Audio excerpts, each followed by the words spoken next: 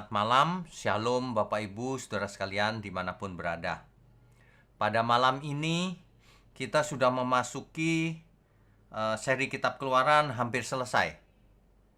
Karena Rabu depan kita masuk pada kesimpulan daripada Kitab Keluaran. Jadi sudah hampir selesai, kita akan lanjutkan Kitab Imamat ya nantinya. Malam ini topik kita adalah tabir ruang Maha Kudus. Seperti biasa, ketika kita menemukan suatu topik yang menarik, meskipun itu di kitab Kejadian atau Keluaran, kita akan bahas sampai mentok, artinya sampai habis Alkitab. Jadi sekaligus tuntas. Di pertemuan kita yang lalu kita sudah membahas tentang tabernakel.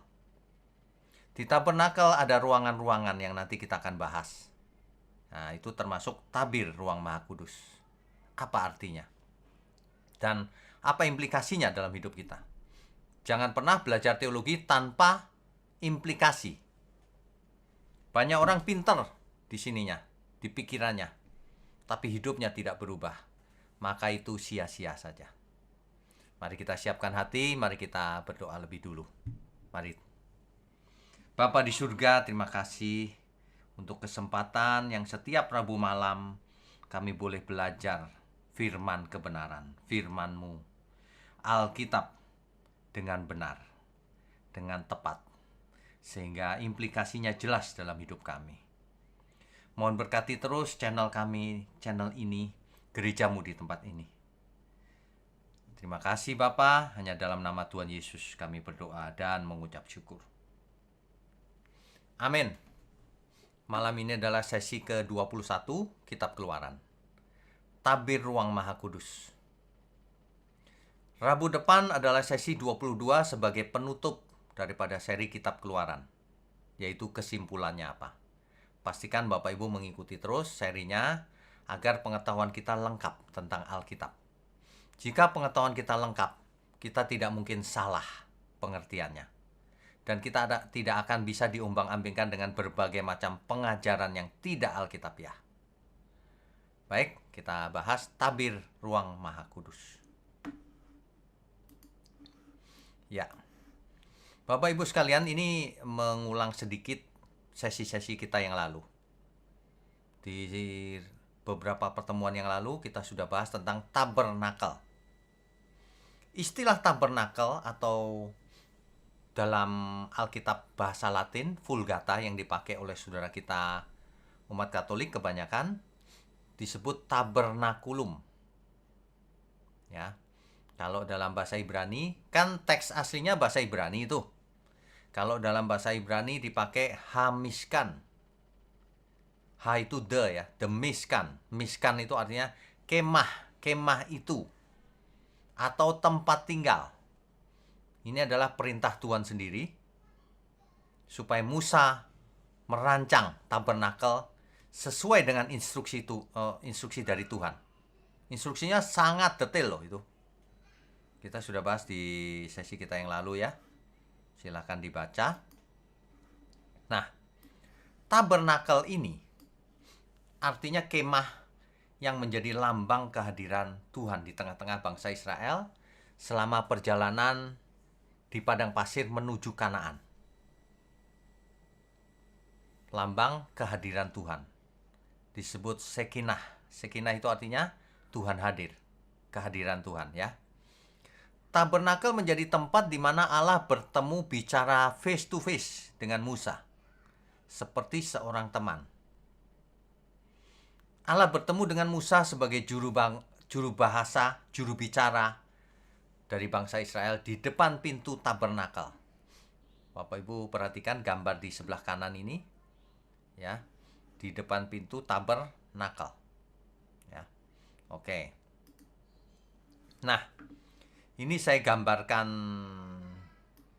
tadi siang, saya gambar agar Bapak Ibu mendapat gambaran yang lebih jelas. Ini gambarnya di sebelah kiri ya. Di sebelah kiri ini coba perhatikan.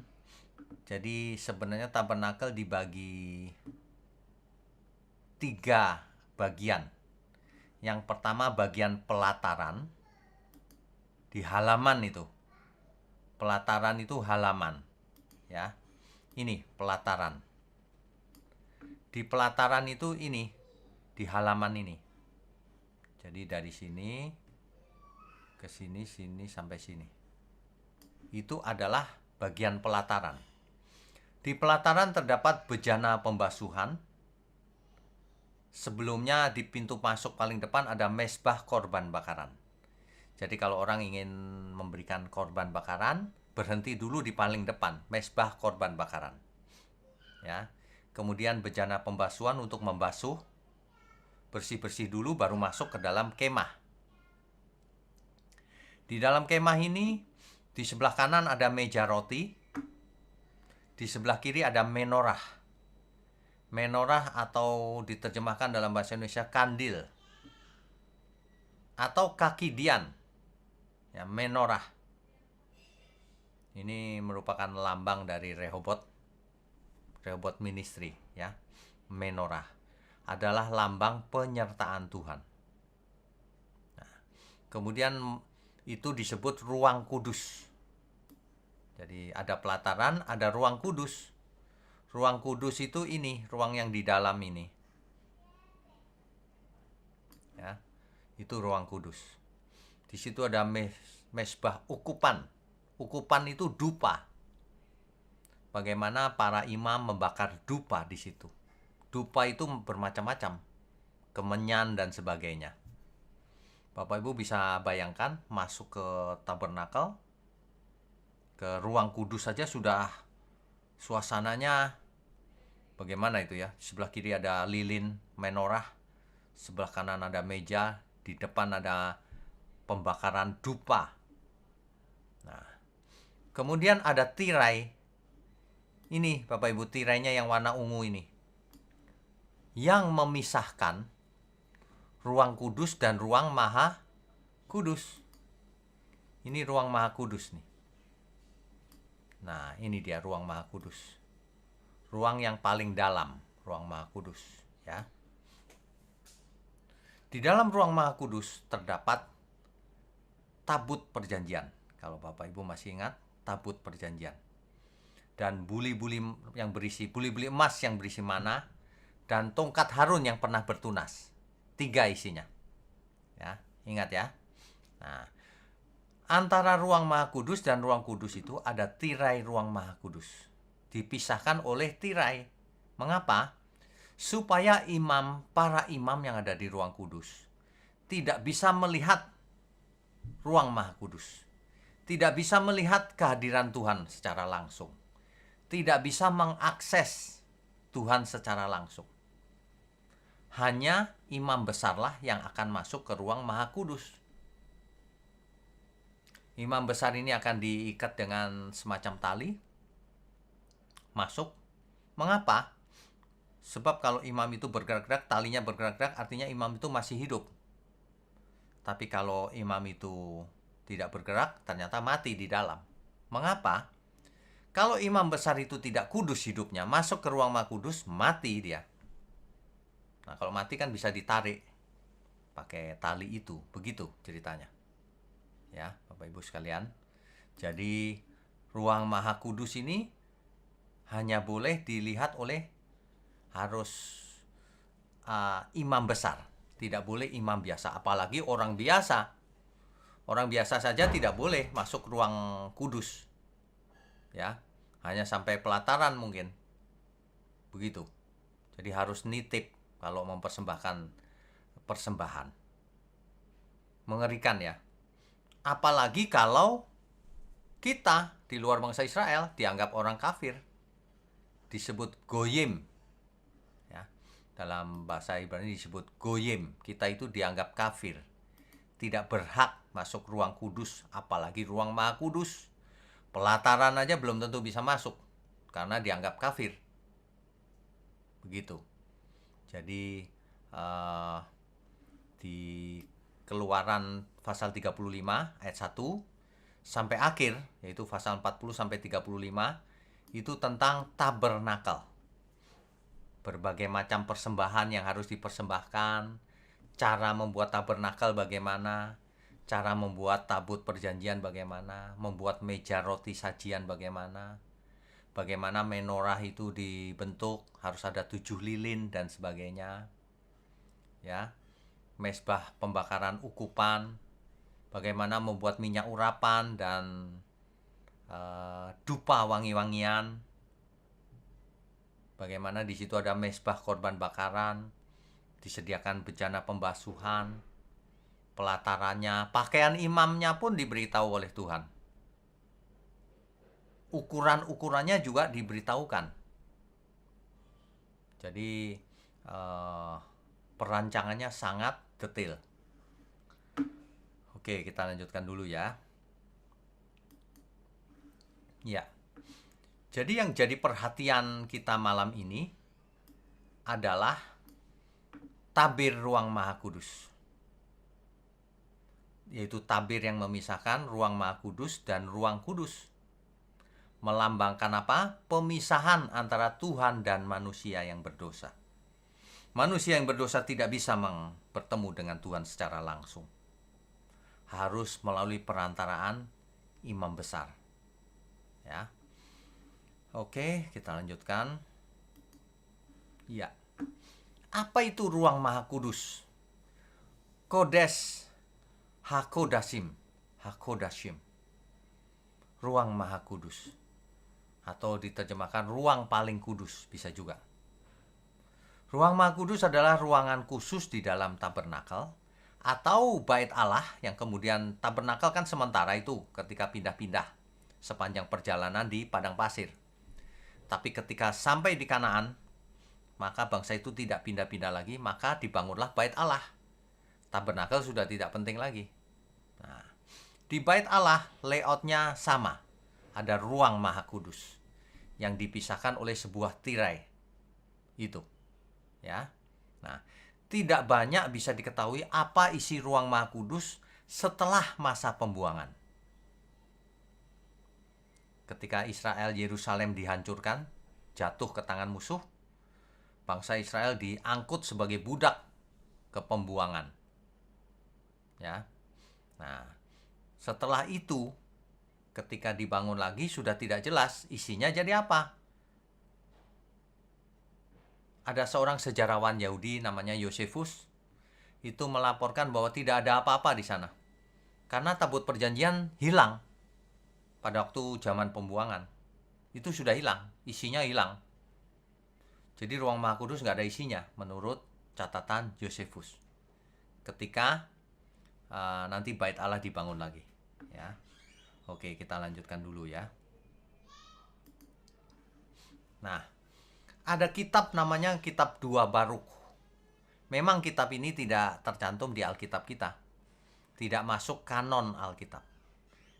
Alkitab ini pseudepigrafa. Jadi kitab yang di luar Alkitab. Dalam 2 Baruk 6 ayat 7 dipercaya bahwa isi ruang Maha Kudus diangkat ke surga katanya. Sebelum Yerusalem dihancurkan oleh Babilonia di tahun 586 sebelum Masehi. Jadi Babel datang ke Yerusalem menghancurkan tahun 586 sebelum Masehi. Tapi ditulis oleh 2 Baruk 6 ayat 7 bahwa isinya ruang Maha Kudus diangkat ke surga katanya. Yaitu tadi tabut perjanjian, tongkat Harun, dan buli-buli emas yang berisi mana. Ini menurut 2 Baruk 6 ayat 7 ya.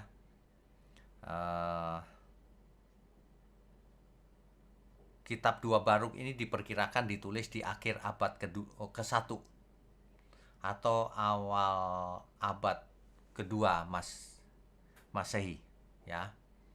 Setelah peristiwa kehancuran Bait Allah pada tahun 70 Masehi.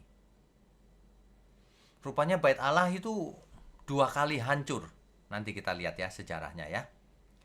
Dalam budaya di luar Israel, rupanya kuil-kuil Timur Tengah kuno itu juga memiliki ruangan yang semacam ini. Semacam ruang Maha Kudus. Rupanya mereka kalau menyembah sang dewa, ada ruangan untuk sang dewa itu. Ruang Maha Kudus, mirip-mirip juga. Dan itu ditemukan dalam suatu arkeologi, sebuah kuil di kota Arad. Nah, kota Arad ini disebut 4 kali di Alkitab. Di Bilangan 21 ayat 1, 33 ayat 40, Yosua 12 ayat 14, dan Hakim-Hakim 1 ayat 16. Kuil ini memiliki sebuah ruangan khusus di temboknya bagian barat, seperti ruang Maha Kudus. Rupanya penyembahan-penyembahan itu mirip zaman dulu, ya. Oke. Nah, Perjanjian Baru tidak berisi acuan secara khusus tentang ruang Maha Kudus ini, tetapi Injil sinoptik. Bapak Ibu Saudara sekalian, kalau saya bicara Injil sinoptik itu artinya Matius, Markus, dan Lukas.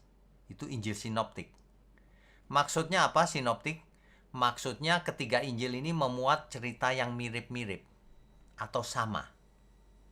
Sedangkan Yohanes ditulis dengan gaya yang berbeda. Nah, yang tiga ini Injil sinoptik namanya. Matius, Markus, dan Lukas.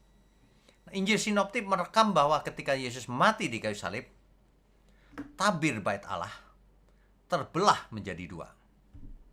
Coba kita baca ya, Matius 27 ayat 51 contohnya. Matius pasalnya yang ke 27 ayat 51. Dari 50 dulu ya, ayat 50. Yesus berseru pula dengan suara nyaring, lalu menyerahkan nyawanya. Dan lihatlah, tabir bait suci terbelah dua dari atas sampai ke bawah. Dan terjadilah gempa bumi dan bukit-bukit batu terbelah.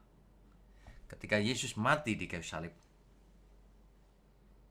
tabir bait suci terbelah dari atas ke bawah, robek menjadi dua. Sehingga ruang Maha Kudus terbuka. Para imam takut ketakutan. Pertanda apa ini?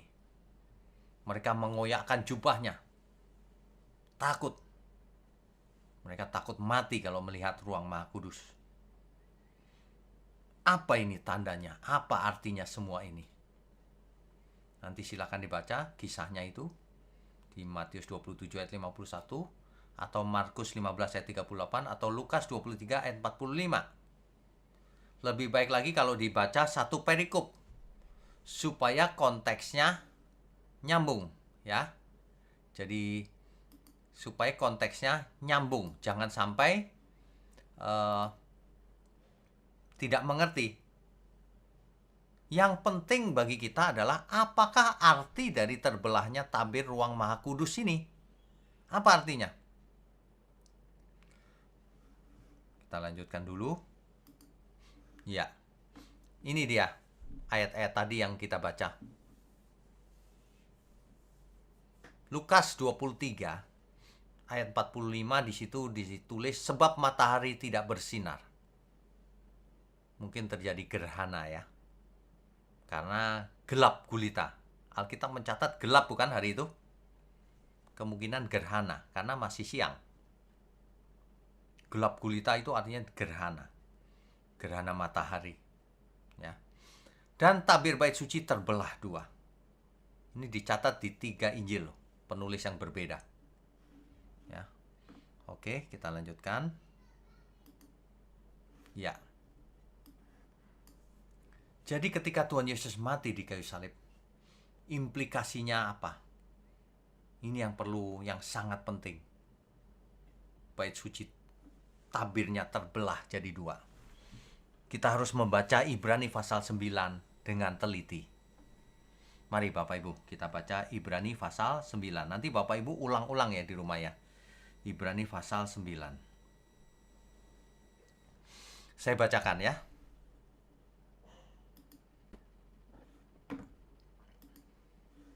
Baik. Ibrani pasalnya yang ke-9. Memang perjanjian yang pertama juga mempunyai peraturan-peraturan untuk ibadah dan untuk tempat kudus buatan tangan manusia. Kalau Bapak Ibu membaca perjanjian yang pertama itu yang mana sih? Nah, perjanjian yang pertama itu maksudnya adalah perjanjian antara Tuhan dan Israel. Di mana? Di Gunung Sinai. Kita sudah bahas tentang hal itu. ya. Jadi itulah perjanjian yang pertama.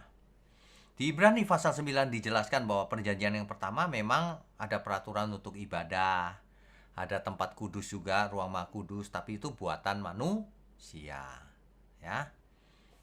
Nah, kemudian kalau dibaca seterusnya itu jelas sebab ada dipersiapkan suatu kemah, yaitu bagian yang paling depan, dan di situ terdapat kaki dian dan meja dengan roti sajian. Bagian ini disebut tempat yang kudus. Ini bicara tentang tabernakel. Ayat 3, di belakang tirai yang kedua terdapat suatu kemah lagi yang disebut tempat yang maha kudus. Jadi ini Ibrani pasal 9 ini cerita tentang tabernakel juga, ya. Saya lompat ke ayat 7 ya. Tetapi ke dalam kemah yang kedua, hanya imam, kemah kedua itu maksudnya ruang maha kudus. Hanya imam besar saja yang masuk sekali setahun. Itu pun sekali setahun loh. Dan harus dengan darah yang ia persembahkan karena dirinya sendiri. Dan karena pelanggaran-pelanggaran yang dibuat oleh umatnya dengan tidak sadar. Jadi sebelum masuk ruang maha kudus, imam besar ini harus mempersembahkan darah domba. Ya.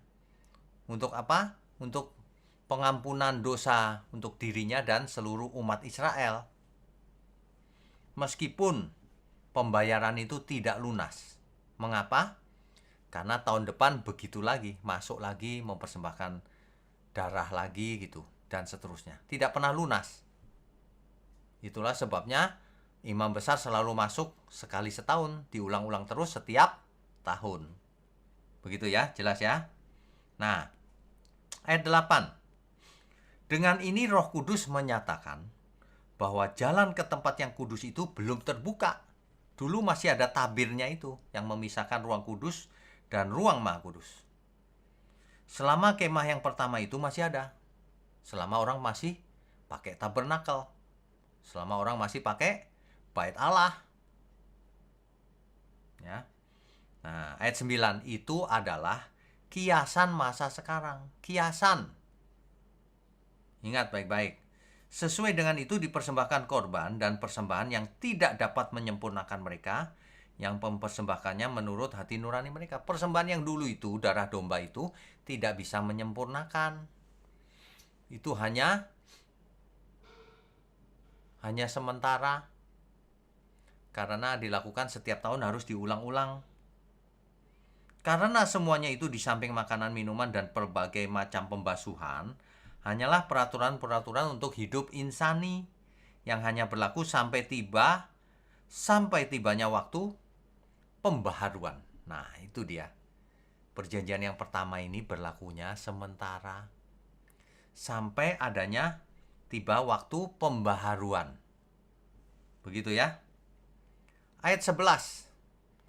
Tetapi Kristus telah datang sebagai imam besar untuk hal-hal yang baik yang akan datang. Ia telah melintasi kemah yang lebih besar dan lebih sempurna. Bukan yang tabernakel, ya, yang dimaksud. Yang bukan dibuat oleh tangan manusia, artinya yang tidak termasuk ciptaan ini. Nah, Tuhan Yesus sebagai imam besar melewati kemah yang tidak dibuat oleh manusia. Ayat 12, dan ia telah masuk satu kali untuk selama-lamanya ke dalam tempat yang kudus, bukan dengan membawa darah domba jantan dan darah anak lembu, tetapi dengan membawa darahnya sendiri. Dan dengan itu ia telah mendapat kelepasan yang kekal. Ya, Bapak Ibu bisa baca terus ayatnya. Sebab kalau yang dulu darah domba jantan itu hanya menyucikan secara lahiriah. Batinnya belum disucikan, ya. Jadi kalau itu saja bisa menyucikan secara lahiriah, apalagi darah Kristus. Ya. Ayat 15. Karena itu ia adalah pengantara dari suatu perjanjian yang baru. Jadi Kristus adalah pengantara dari suatu perjanjian yang baru. Perjanjian yang pertama yang Sinai kan? Sekarang yang baru Kristus. Supaya apa? Supaya mereka yang telah terpanggil dapat menerima bagian kekal yang dijanjikan. Supaya hidup kekal. Perjanjian yang dulu nggak bisa membuat hidup kekal. Sebab ia telah mati untuk menebus pelanggaran-pelanggaran yang telah dilakukan selama perjanjian yang pertama. Ini sangat jelas loh. Ini sangat jelas. Ya. Nah, mana lagi ya?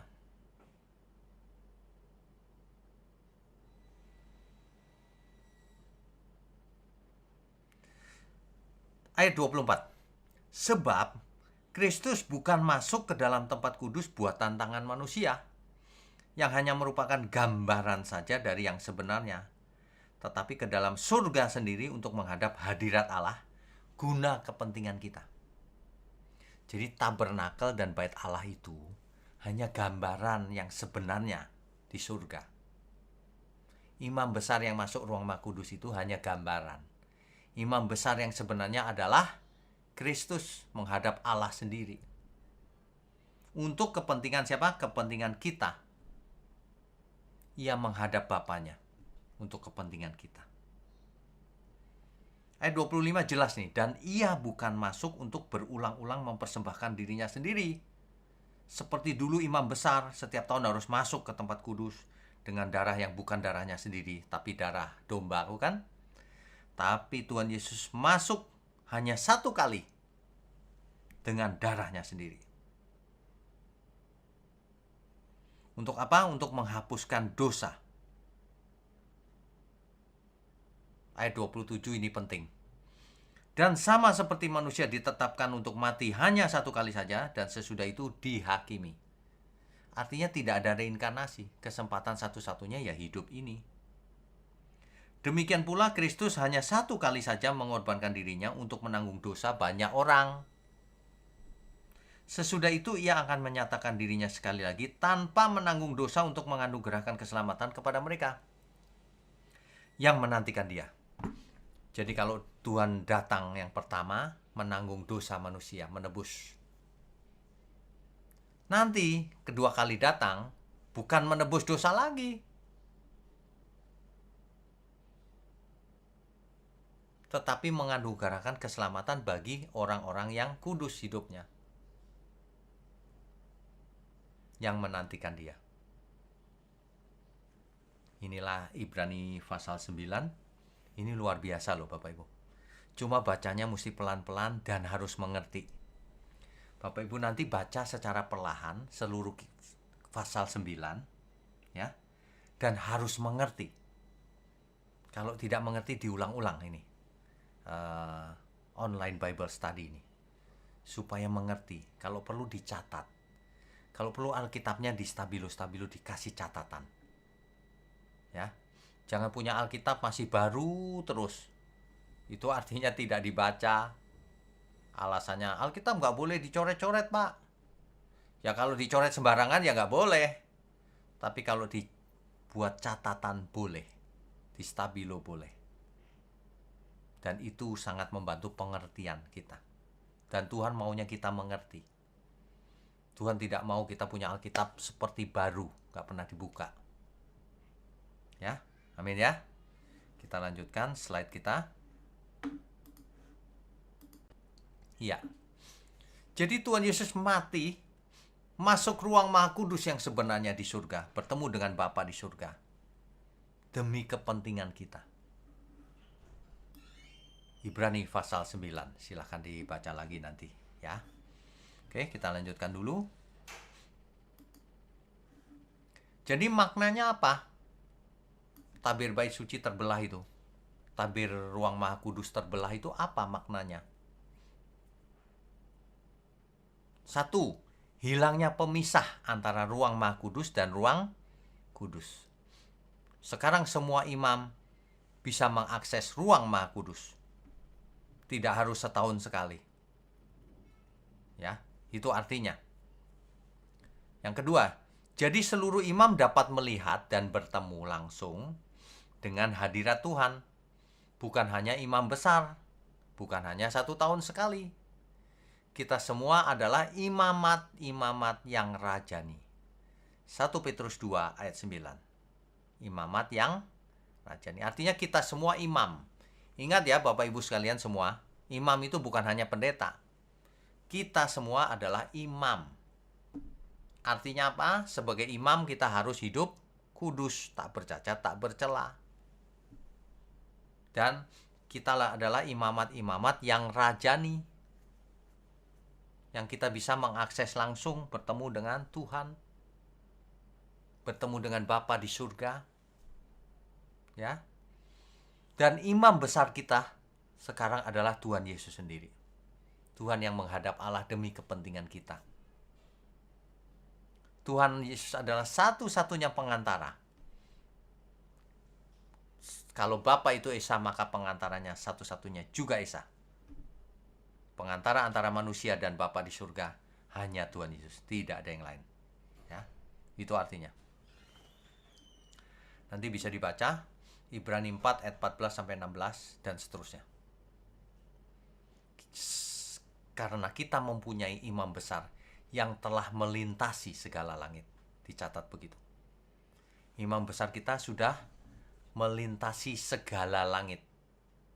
Bayangkan hebatnya. Yang menutup akses pada hadirat Allah adalah dosa.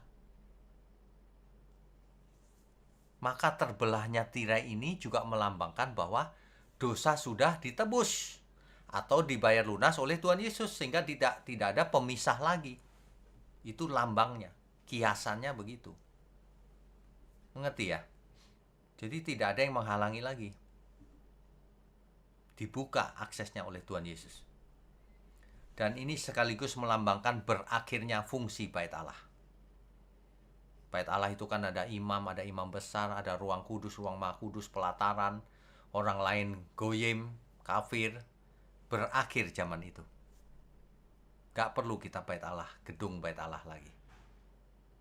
Makanya kalau orang belajar, orang akan tahu bahwa tubuh kita bait Allah. Roh Allah yang maha tinggi tinggal dalam diri kita. Sekinah dalam diri kita. Kalau dulu sekinahnya ada di tabernakel dan di bait Allah, sekarang kita tidak perlukan semua itu. Sebab tubuh kita bait Allah. Sekinah ada dalam diri kita, dalam seluruh hidup kita. Dan itu implikasinya jelas. Kalau orang masih berani hidup dalam dosa, padahal Tuhan hadir, berarti nantangin Tuhan itu. Orang semacam itu pasti binasa. Sebab Tuhan sudah mengalah loh, yang memberikan rohnya meskipun kita belum benar-benar kudus.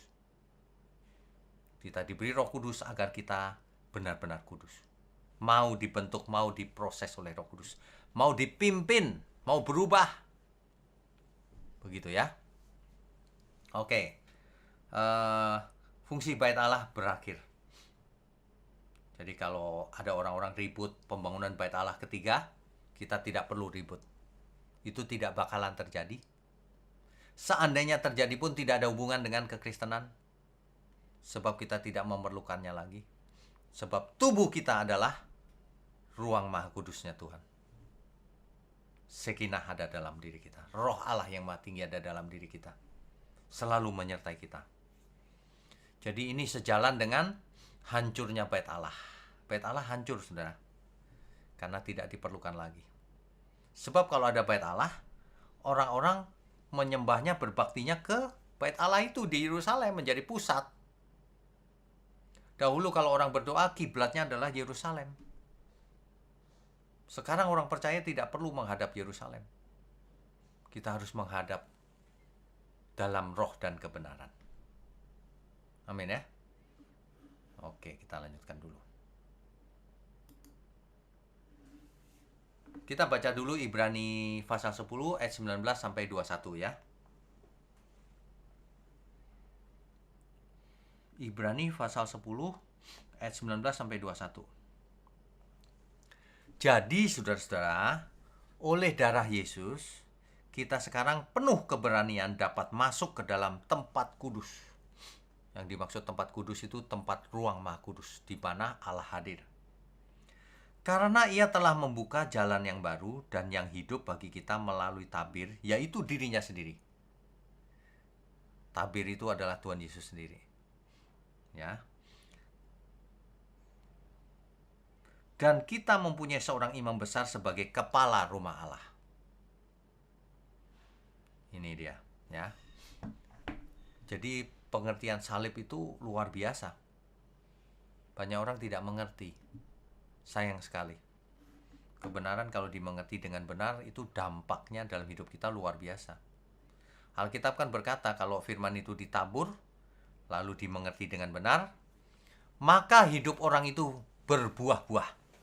Ada yang 100 kali, ada yang 60 kali, ada yang 30 kali. Bapak Ibu yang rajin ikut online Bible study ini pasti mengalami perubahan luar biasa. Pasti. Bapak Ibu bisa memeriksa diri sendiri. Apakah aku berubah ya? Gitu.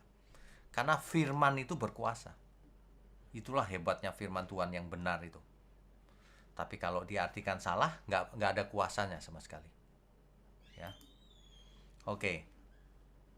Ini adalah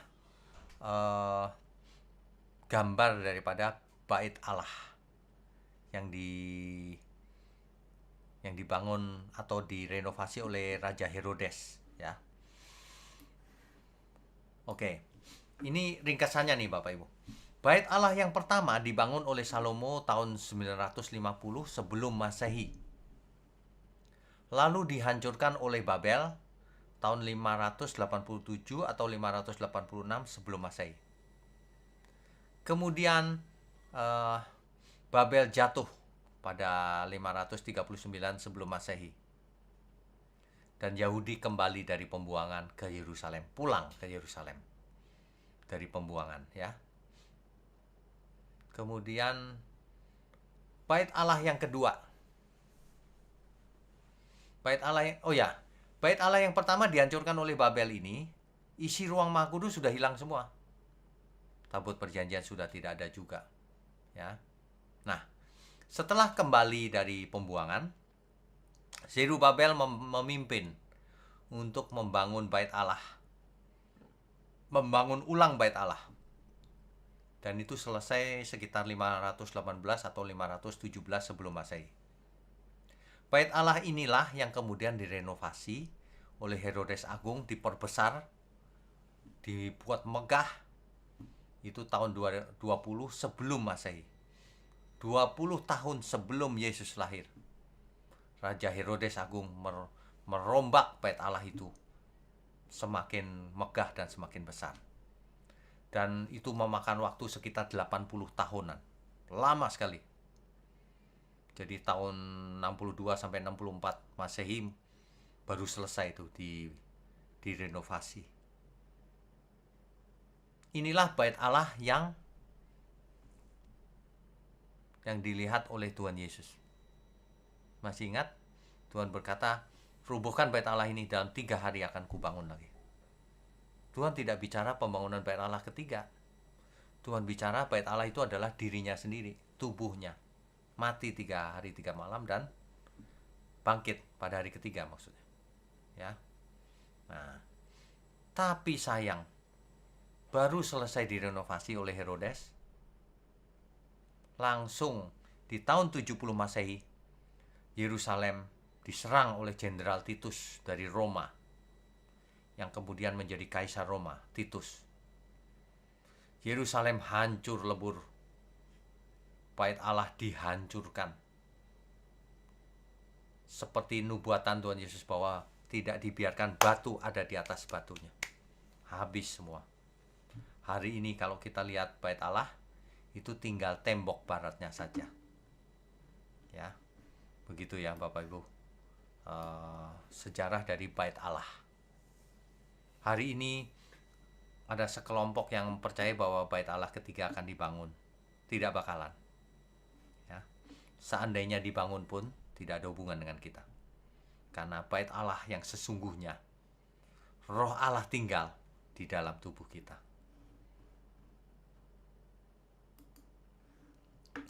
Bapak Ibu sekalian, inilah gambar tembok bait Allah yang masih tinggal, yaitu bagian barat.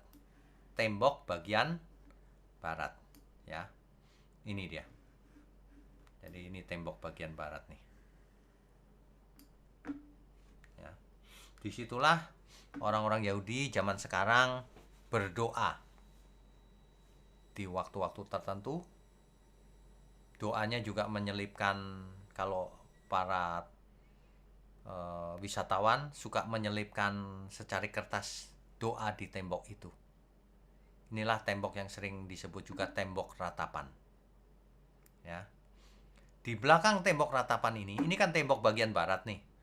Di belakang tembok ini, itulah lokasi dari Bait Allah Salomo yang dulu, yang oleh Herodes direnovasi. Hari ini kita lihat berdiri Masjid Dome of the Rock, ya. Dan agak jauh dari sini ada Al-Aqsa, Masjid Al-Aqsa. Nah, jadi tidak mungkin dibangun lagi Bait Allah ketiga. Bisa perang dunia, Bapak Ibu. Oke, berikutnya. Nah, ini adalah gambarnya, Bapak Ibu. Yang di sebelah kiri adalah dulunya begini. Yang di sebelah kanan sekarang begitu. Jadi batas-batasnya masih dapat ditentukan hari ini. Karena fondasinya kan masih ada. Ya. Nah, itu dia. Jadi jelas ya, Bapak Ibu, fotonya. Oke, saya lanjutkan ya. Ya. Yang paling penting adalah bagaimana kita harus hidup sebagai penyembah-penyembah yang benar.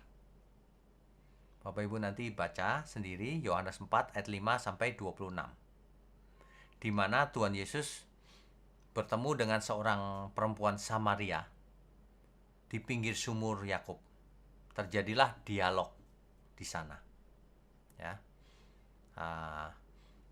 Perempuan Samaria ini berkata begini,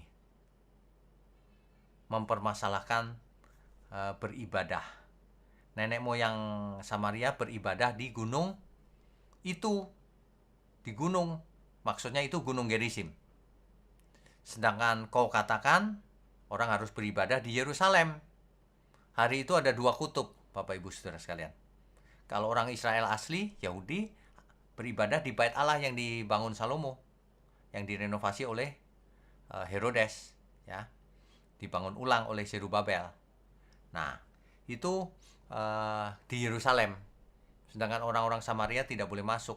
Makanya mereka membuat peribadatan sendiri di Gunung Gerizim, di atas Gunung Gerizim. Nah, Tuhan hari itu meluruskan bahwa nanti akan tiba waktunya. Coba ya saya bacakan ya, hal yang paling penting ini.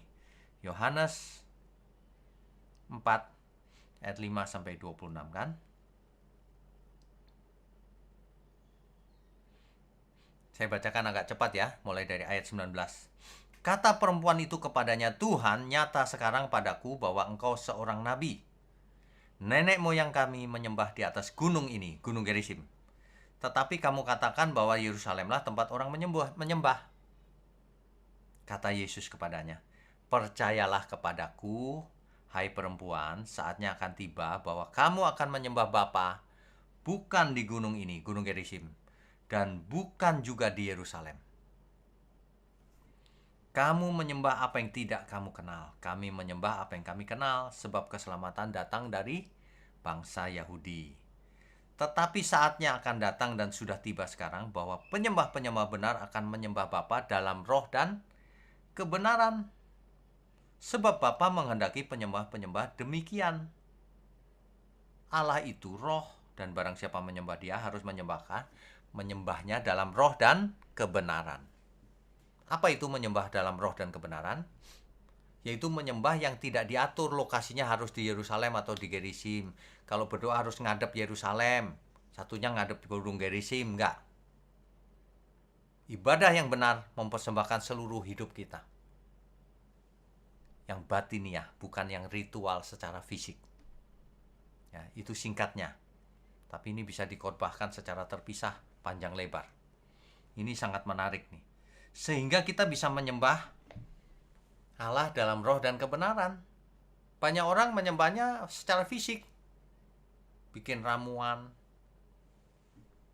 pakai minyak, ritual. Padahal harus dengan roh, dalam roh dan kebenaran. Ini ajaran Tuhan Yesus. Ya. Kota Yerusalem itu awalnya berdiri di atas Bukit Sion. Tetapi kemudian makin berkembang, bukan? Yerusalem tua dan Yerusalem modern kan, modern lebih besar. Berkembang di atas 4 bukit, yaitu Bukit Sion, Bukit Zaitun, Bukit Moria, dan Bukit Skopus. Bapak Ibu ada yang bertanya kan yang lalu, Bukit Sion ada di mana? Di Yerusalem. Yerusalem ada di Bukit Sion, tapi juga ada di atasnya Bukit Zaitun, Bukit Moria, Bukit Skopus. Jadi 4 bukit ini seolah-olah menopang Yerusalem gitu. Letaknya ada di antara itu. Ya. Nah, di sebelah kiri ada peta di mana Gunung Gerizim itu tidak terlalu jauh dengan Mount Olive, Bukit Zaitun, di mana Yerusalem ada di situ. Tidak terlalu jauh ya, posisinya begitu. Oke, saya rasa ini sudah cukup jelas.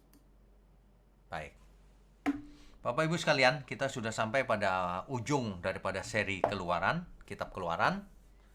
Rabu depan kita akan simpulkan apa kesimpulannya, sekaligus ringkasan dari Kitab Keluaran.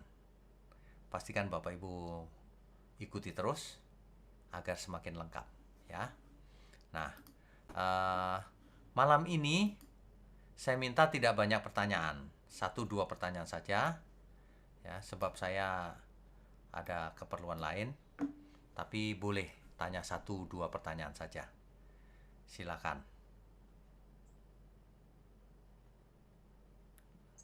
Oke, penanya pertama Bapak Jongki, silakan Pak Jongki. Pak Halo Jongki, Mbak Wi. silakan. Ya, saya cuma tanya satu pertanyaan saja yang singkat. Kalau awalnya kan Mesbah Kupan itu di ruang kudus, tapi Ya. di dalam Ibrani 4, Ibrani 9 ayat 4, itu ditaruh di ruang Maha Kudus. Itu bagaimana Pak Wi? Ibrani 9 ayat 4.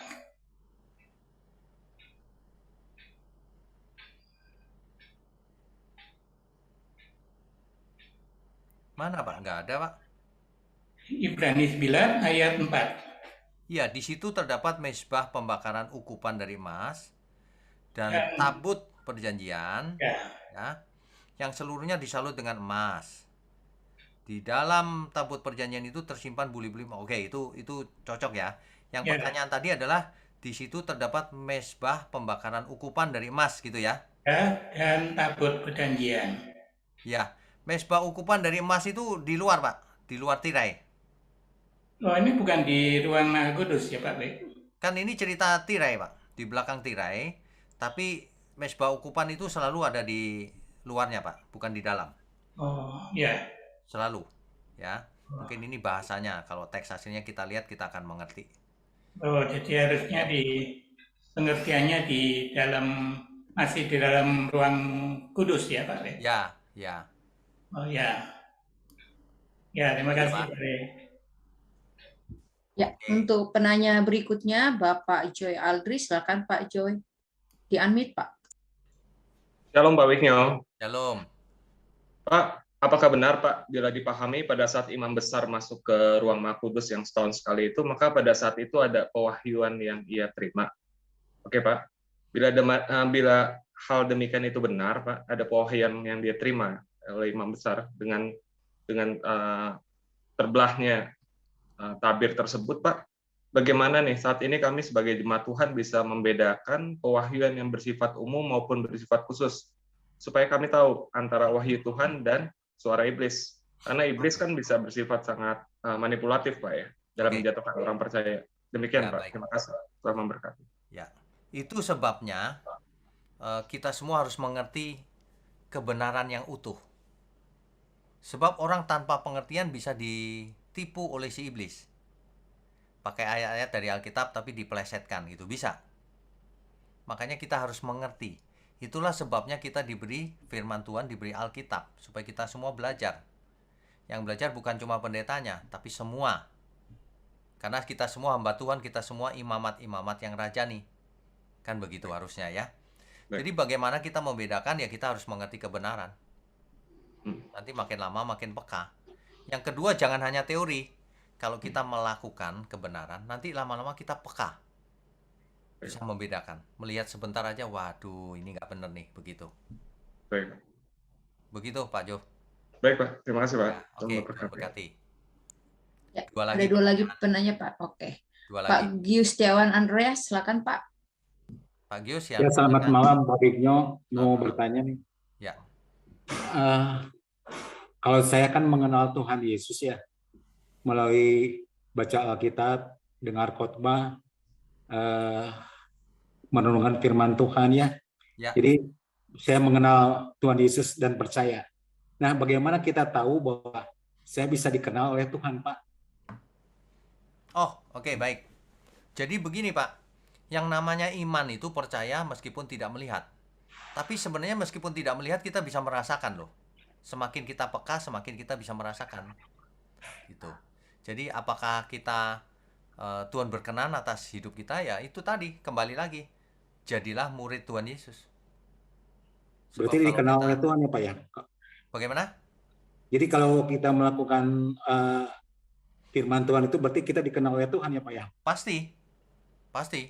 Apalagi kalau tetap di dalam firman, melakukan terus-menerus, tidak pernah bolong, maka kamu benar-benar muridku, kata Tuhan Yesus. Dan kamu akan mengerti kebenaran, dan kebenaran akan memerdekakan kamu. Gitu Pak. Dengan perasaan atau gimana, Pak? Dengan pikiran, Pak, kita merasakan, wah, Dengan Tuhan. semuanya Pak. Baik pikiran, perasaan, maupun keinginan-keinginan kita. Dengan pikiran kita harus mengerti kebenaran firman Tuhan. Dengan perasaan kita harus melakukannya, merasa. Kalau orang mengasihi sesama itu kan bukan dengan pikiran saja Pak. Wah, aku harus mengasihi. Nggak bisa. Perasaan juga, aku mengasihi dia. Pakai perasaan. Dan tentu saja keinginan. Keinginan kita apa? Begitu. Oke. Ya, terima kasih Pak Bigno. Oke, Tuhan berkati. lengkap memang. Oke. Ya, selanjutnya Pak Roni. Setelah itu Ibu Meme, udah ya terakhir ya. Ya Pak. Oke, silakan. Selamat malam Pak Bigno. Selamat malam. Saya ingin nanya apa satu aja Pak. Ya. Apakah semua orang mati nanti akan dibangkitkan pada hari penghakiman? Pak? Ya, oke. Semua orang mati, baik orang benar maupun orang fasik, akan dibangkitkan pada hari kedatangan Tuhan Yesus yang kedua. Nah, tapi orang benar, karena rohnya ada di Firdaus, diberi tubuh kemuliaan, dibawa ke langit baru, bumi baru, ke surga oleh Tuhan Yesus bersama Tuhan selama-lamanya.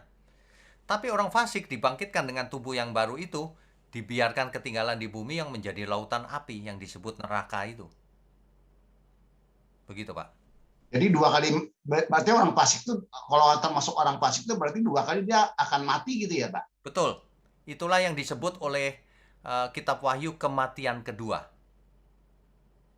Kematian kedua itu maut oleh lautan api itu. Kalau begitu kenapa orang yang fasik itu harus dibangkitkan Pak daripada dia nanti dimusnahkan kembali Pak? Karena memang mau dihukum Pak. Karena memang itu penghukumannya. Oh. Kan orang jahat akan menanggung hukuman Pak. Sudah dikasih tahu. Gitu ya. Yang selamat bersama Tuhan selamanya. Nah, yang fasik, yang jahat ya dibangkitkan untuk dibakar selamanya. Begitu. Lalu korelasinya dengan perang Armageddon nanti gimana Pak? Perang Armageddon itu tidak harafiah Pak. Itu figuratif. Jadi bukan orang pakai bambu runcing di lapangan atau lembah Armageddon lawan, udah nggak zaman Pak. Sekarang perang pakai drone, pakai teknologi gitu. Itu artinya peperangan antara kebenaran dan kejahatan. Terjadi peperangan gitu. Memang sebenarnya terjadi peperangan Pak, secara nggak harus secara fisik, dalam segala hal gitu. Jangan membayangkan terjadi peperangan di lembah Armageddon, nggak bakalan Pak. Perang zaman sekarang kirim drone, kirim roket, jarak jauh. Gitu, Pak. Satu lagi Pak, terakhir bisa Pak? Ya, boleh, boleh. Lalu korelasinya dengan apa? Kerajaan milenium yang akan datang itu Pak, yang 1000 tahun itu Pak. Oke, kerajaan 1000 tahun itu sebenarnya ketika Tuhan Yesus datang itu tidak menginjak bumi, Pak. Dicatat di Alkitab ada di awan-awan. Manusia yang mati atau masih hidup diubahkan, diberi tubuh yang baru, menjemput, menyongsong Tuhan di awan-awan dan bersama dengan Tuhan selamanya. Begitu dicatat. Nah, lalu apa itu kerajaan 1000 tahun milenium? Itu figuratif, Pak. Sejak Tuhan Yesus mati di kayu salib sampai nanti Tuhan Yesus datang kembali, itulah kerajaan 1000 tahun. Jadi kita sedang ada di kerajaan 1000 tahun sekarang ini. Kok bisa? Ya, kita anggota kerajaan, dipimpin Roh Kudus. Rajanya Tuhan Yesus di surga. Kerajaan 1000 tahun. Gitu. Kerajaannya Tuhan. Kan Tuhan setelah mati di kayu salib kan segala kuasa ada dalam tanganku. Tuhanlah rajanya. Gitu. Jelas ya, Pak? Oke. Ya, terima kasih Pak Inyong, selamat malam. Selamat malam, Tuhan berkati. Ya, terakhir Ibu Meme, silakan.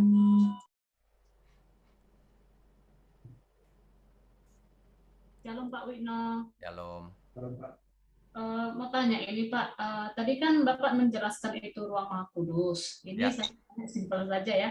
Saya kurang mengerti gini ya Pak ya, dalam 2 Baruk 6 ayat 7, apa itu tertulis dalam Alkitab atau gimana ya Pak? Tolong Itu penjelasan. bukan bagian dari Alkitab, Bu. Itu catatan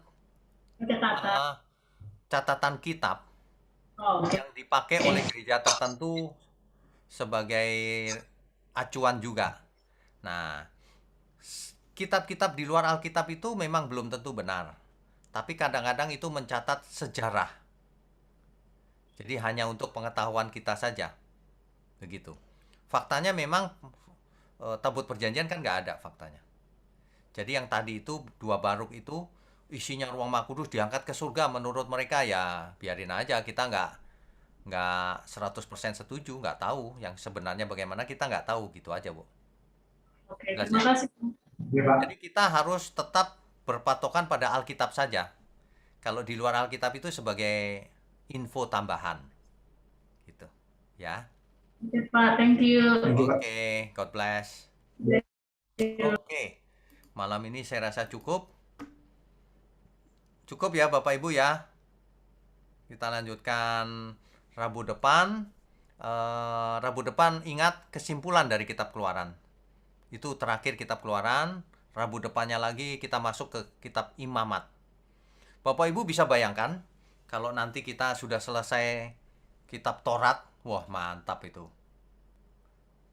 Kejadian, Keluaran, Imamat, Bilangan, Ulangan. Wah, mantap itu, Bu. Bapak, jadi kita bisa belajar Alkitab lebih utuh, lebih dalam dampaknya dalam diri kita.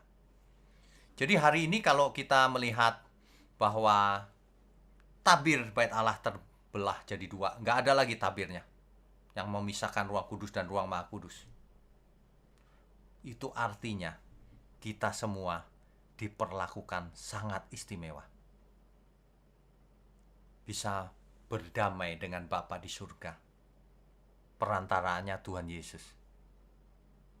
Artinya apa? Artinya kita punya kesempatan 1 kali dalam hidup ini. Seperti kitab Ibrani pasal 9 tadi ingatkan. Sebab kita hanya hidup 1 kali dan mati 1 kali lalu dihakimi. Jangan buang kesempatan satu-satunya ini. Tabir bait Allah sudah tidak ada. Bahkan tubuh kita dijadikan bait Allah terakhir. Di mana roh Allah, Roh Kudus tinggal dalam diri kita. Artinya ruang Maha Kudus sekarang adalah tubuh kita.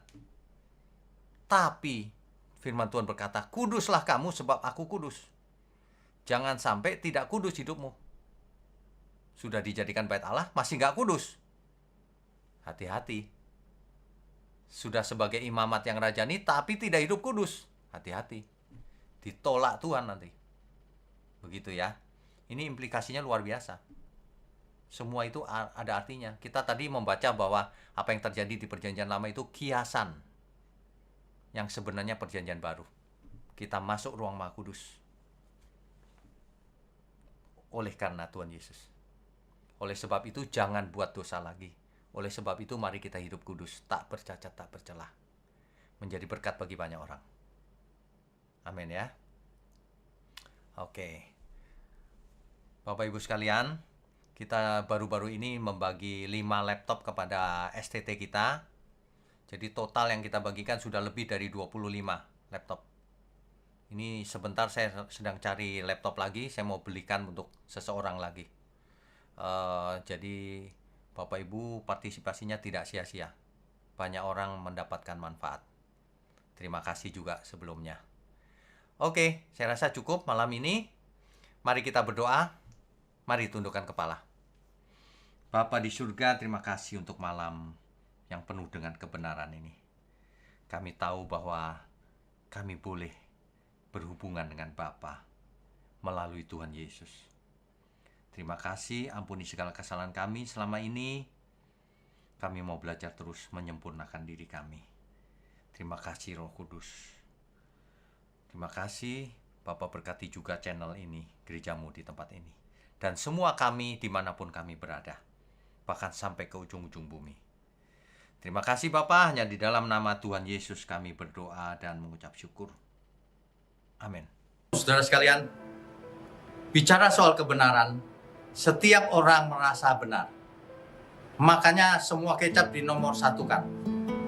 Ada orang yang mengatakan saya paling benar, ini paling benar, itu paling benar. Mana sebenarnya yang paling benar? Oleh sebab itu, hadiri seminar 7 natur kebenaran dan aplikasinya.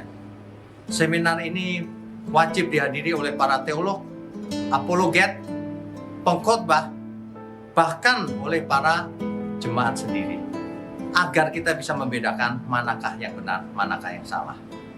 Inilah alat uji kebenaran yang sangat objektif dan alkitabiah. Pastikan saudara ikut. Dan ajak seluruh saudara dan sahabat-sahabat. Bapak-bapak dan ibu-ibu yang terkasih dimanapun berada, yuk kita belajar pelajaran Alkitab bersama secara online. Setiap hari Rabu jam 7 malam bersama pendeta Bapak Wignio Tanto secara online, bisa melalui Zoom. Tetapi kita harus mendaftarkan dulu ke nomor berikut ini. Selamat bergabung dan Tuhan Yesus memberkati.